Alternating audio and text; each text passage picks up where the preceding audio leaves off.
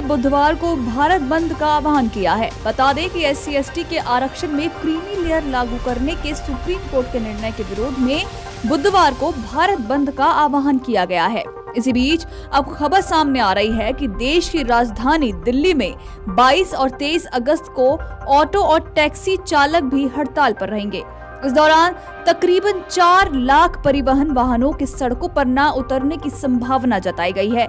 ऐसे में लोगों को परेशानियों का सामना भी करना पड़ सकता है। तो अगर आपको दिल्ली NCR में कहीं निकलना हो तो पूरी तैयारी के साथ निकलें, अन्यथा ऑटो और टैक्सी चालकों की हड़ताल आपके बीच रास्ते परेशान कर सकती है।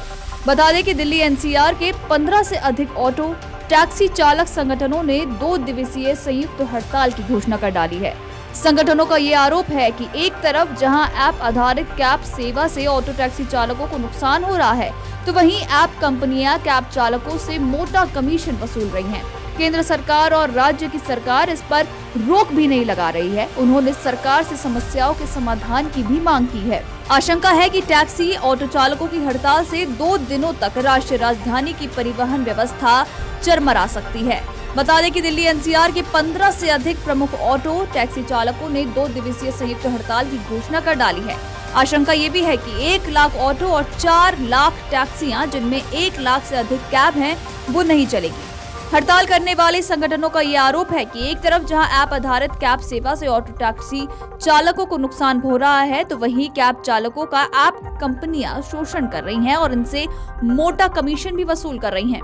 इसी तरह बाइक, टैक्सी और ई-रिक्शा से भी उनके रोजगार को नुकसान पहुंच रहा है। उनका कहना है कि केंद्र सरकार और राज्य की सरकार इस मनमाने पर रोक नहीं लगा रही है और इसीलिए चालकों के हित में उन्हें हड़ताल पर जाना पड़ रहा है। तो ऐसे में आइए आपको इसके साथ ही बताते हैं कि आखिर बुधवार को भारत बंद क्यों किया गया है।